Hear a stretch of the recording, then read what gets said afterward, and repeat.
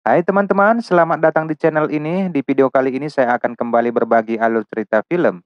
Dan film ini berjudul 24 Hour to Life yang dirilis di tahun 2017 dan disutradarai oleh Brian S. Emress, dibintangi oleh Ethan Hawke, Soo King, Paul Anderson, dan beberapa bintang besar lainnya.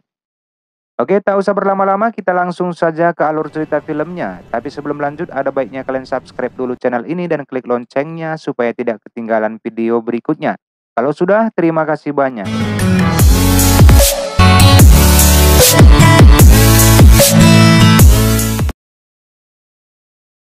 Cerita dimulai di Afrika Selatan. Konvoi agen Interpol yang dipimpin oleh Lin mengangkut seorang tahanan yang bernama Kiet. Di pos pemeriksaan mereka disergap dan ditembaki. Sebagian besar agen terbunuh, tapi Lin kabur menggunakan mobil bersama Kiet.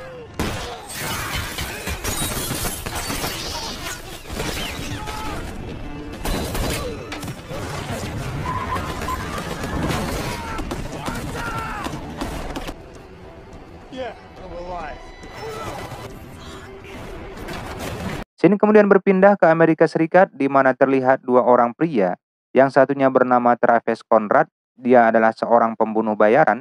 Ia sedang memancing bersama ayah mertuanya yang bernama Frank. Mereka menebarkan abu di laut memperingati 1 tahun kematian yang mereka peringati. Di malam harinya mereka kembali ke rumah. Setelah Frank tertidur, Travis pergi ke bar untuk membeli kokain. Di bar itu ia menghajar dua preman yang mengikutinya, yang mengatakan kepadanya bahwa James ingin bertemu dengannya. James dan Travis adalah teman baik. Ia pun mendatangi James dan mereka berbincang di mana James menawarkan Travis 1 juta per hari untuk membereskan upaya pembunuhan yang gagal pada orang yang bernama Keith dan Lynn. Meskipun awalnya dia menolak dan mengatakan dirinya sudah pensiun, namun karena jumlah uang yang dijanjikan kepadanya begitu besar, ia pun tergiur dan menerima pekerjaan itu. Scene kemudian berpindah ke Hong Kong di mana terlihat putranya Lin yang bernama Christopher sedang chattingan dengan ibunya Lin sembari menanyakan kabar dan kepulangan ibunya. Sementara itu Travis yang melakukan perjalanan sudah tiba di Hong Kong dan menuju ke alamat rumah Lin dan bertemu dengan ibunya Lin dan putranya. Travis mengaku dirinya sebagai teman dari Lin.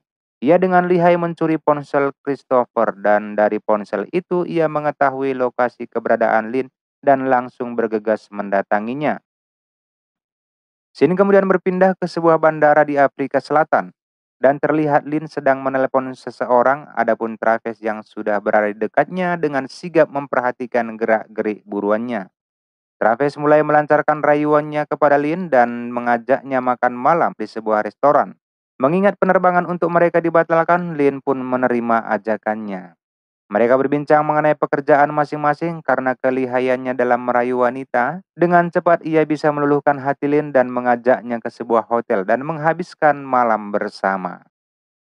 Keesokan paginya, Lin yang sedang membersihkan diri di kamar mandi, Travis melihat ponsel Lin dan mengetahui lokasi Kate dari ponselnya. Ia memilih untuk tidak membunuh Lin dan meninggalkannya begitu saja.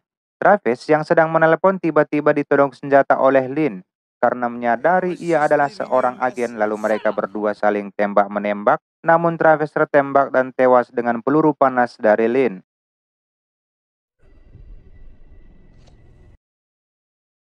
Red Mountain yang di bawah kendali Wetzler dan bereksperimen untuk menghidupkan orang yang baru meninggal. Sementara James adalah bawahan Wetzler, ia membawa tubuh Travis dan menghidupkannya kembali dengan menggunakan prosedur eksperimental.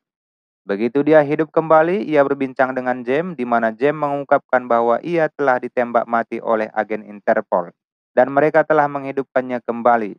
Lalu Wetzler pun datang dan mengorek informasi penting dari Travis dan menyuruh James menyelesaikan misi yang gagal dilakukan oleh Travis. Kemudian Wetzler meninggalkan mereka. Travis meminta James melepaskan ikatan di tangannya, namun ia tidak mau melakukannya. Ia meninggalkan Travis sendiri dan menyuruh seorang dokter wanita untuk mengakhiri hidup Travis karena itu menurutnya lebih baik untuk Travis.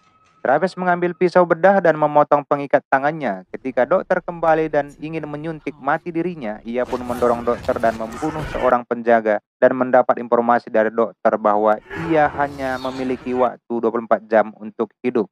Dia melarikan diri dengan membawa dokter sebagai sandaranya sekaligus sebagai tameng di mana para penjaga mulai menyerangnya dengan beberapa tembakan. Ia pun balas menembak sehingga para penjaga habis di tangannya. Travis sempat berhalusinasi melihat anaknya dan dokter mengatakan itu adalah efek samping dari obat yang diberi kepadanya. Ia meninggalkan dokter dan pergi dari tempat itu. Ia merasa menyesal tidak membunuh Lynn kemarin. Travis menelpon ayah mertuanya menggunakan telepon umum dan mengungkapkan ia adalah ayah mertua yang baik dan benar seperti yang dibilang ayah mertuanya bahwa ia memang sudah tidak memiliki jiwa lagi. Lalu pergi dengan mengemudikan taksi. Sementara di tempat lain, Kate bersaksi melawan Red Mountain mengungkapkan bahwa mereka bereksperimen pada lebih dari 70 warga sipil untuk mengembangkan prosedur kebangkitan dan memaksanya untuk membuang mayat. Dan terdapat luka di tangan dan di dada mayat-mayat tersebut. Akhirnya Kate bersama kru membakar semuanya dan ia disuruh untuk merahasiakan kejadian itu. Lin yang ada di tempat itu mengintip arah jendela kaca, melihat ada orang yang sudah membidik mereka dan tepat setelah Kate bersaksi, James menembak beberapa penjaga dari menara jam dan memerintahkan anak buahnya untuk menyerang gedung tempat Kate bersaksi. Lin dan Kate melarikan diri saat Travis datang dengan mengemudikan taksi, lalu membantu mereka pergi menjauhi gedung itu. Ia melakukan itu karena mengetahui Red Mountain mengkhianatinya. Anak buah James mengejar mereka. Selama pengejaran, Kate terkena peluru panas dari James hingga ia tewas, tapi Lin mendapatkan kartu memori kamera dari tangan Kate.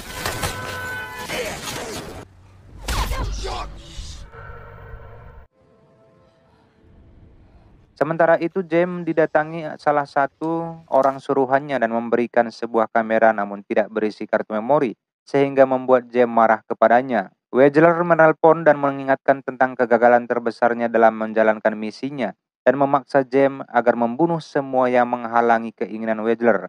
James pun langsung menggerakkan anak buahnya menuju Hong Kong. Kembali kepada Travis dan Lin, Travis mempercayakan kartu itu kepada Lin dan memberitahu Lin bahwa waktunya untuk hidup hanya tinggal 16 jam 4 menit. Di tengah perbincangan mereka, James menelpon untuk memberitahu bahwa mereka telah menculik putra Lin untuk ditukar dengan kartu memori. Hal itu lalu disampaikan Travis kepada Lin, ia pun menjadi syok mengetahui putranya diculik. Melihat hal itu, Travis memutuskan untuk membantu Lin untuk mengambil kembali putranya. Di tengah perjalanan, Travis berhalusinasi melihat putranya berdiri di tengah jalan dan mencoba mendekatinya, dan kenangan tentang istrinya pun menari-nari di pikirannya. Ia pun tersentak karena Lin memanggilnya. Travis mengambil sebahan peledak serta senjata dari rumahnya yang ia sembunyikan selama ini. Setelah itu mereka menemui kawan lama Travis yang bernama Amahle, dan Lin menanyakan mengenai Red Mountain dan Amahle mengungkapkan Red Mountain memberi banyak bantuan ke kampung mereka, khususnya para anak muda. Namun Travis menjelaskan bahwa Red Mountain menculik dan membunuh banyak orang dan dibuat sebagai eksperimen di bidang medis. Setelah mendengar penjelasan Travis, Amahle pun menyadari keluarga dari anak buahnya ada beberapa yang menghilang. Travis mengetahui anak buah Wedler akan melewati kampung Amahle dengan membawa beberapa tahanan. Travis dan kawan-kawan menyudutkan dan menyergap anak buah Wedler. Terjadilah pertempuran yang menewaskan banyak orang. I got $318,000 in this bag here. I'd like to give you in exchange.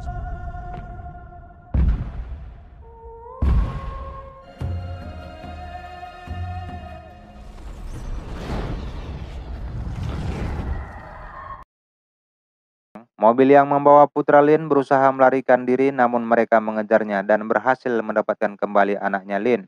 Travis yang menyaksikan Lin memeluk erat anaknya teringat dengan anak dan istrinya. Ia pun melihat waktu yang ada di tangannya. Mengetahui waktu hidup baginya sudah sangat singkat, Travis memberitahu Lin untuk memberikan kesaksian kepada pihak berwenang. Travis memaksa agen Red Mountain yang masih hidup untuk mengantarnya ke tempat Wedler. Travis menyuruh agen memberi laporan mengenai tahanan yang dibawanya ke pangkalan Red Mountain dan mengancamnya supaya tidak menyimpang dari rencananya. Ia mulai menutupi wajahnya dan mengingat tentang pertemanannya dengan James. Ketika sampai di gerbang pangkalan Red Mountain, ia menembaki para penjaga. Hal itu pun diketahui oleh Wedler dan James. Travis melajukan mobil dengan kecepatan tinggi ke dalam gedung walaupun mobilnya ditembaki. Sementara di dalam gedung, James memberitahu Wedler bahwa Travis melindungi Lin dan putranya. Kemudian Wedler memerintahkan anak buahnya untuk kembali mencari keberadaan Lin. Travis keluar dari mobil dan meledakkannya. Ia menyerang kantor tempat James dan Wedler bersembunyi. Satu persatu agen dihabisi oleh Travis, sementara James duduk santai sambil meneguk minuman. dan mulai merenung tentang semuanya. Setelah membunuh semua agen di ruangan itu, ia pun melihat waktu di tangannya yang sudah sangat menipis. Wexler mencoba pergi, namun Travis menembak kakinya hingga ia terduduk, dan kedua tangan Travis menodongkan senjata ke arah Wexler dan Jim. Wexler mencoba memujuk Travis untuk membunuh Jim, dan memberitahu bahwa Wexler memerintahkan agar istri dan putra Travis dibunuh dalam upaya untuk mencegah keluar dari perusahaan. Meski marah, Travis merasa menyesal atas semua pembunuhan yang telah dilakukannya dan membiarkan Jim hidup. Jim lalu mendekat ke arah Travis yang terduduk dan salah satu anak buahnya melapor bahwa mereka telah menemukan keberadaan Lynn. Namun Jim menyuruh mereka agar tidak menembak dan membiarkan Lynn untuk pergi bersama putranya. Jim kemudian mendekati Wexler dan mengungkapkan bahwa batas pertemanan dan pekerjaan tidak seperti yang dipikirkan oleh Wexler. Ia pun menembaknya saat bersamaan polisi pun menembak Jim.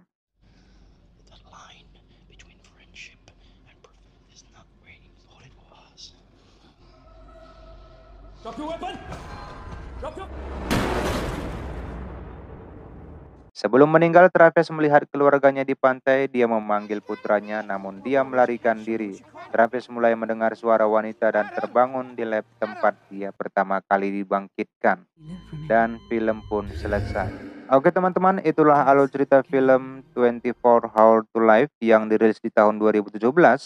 Terima kasih sudah menonton dan jangan lupa subscribe channel ini dan klik loncengnya agar kalian tidak ketinggalan video berikutnya. Semoga hari kalian selalu menyenangkan dan sampai bertemu di video berikutnya.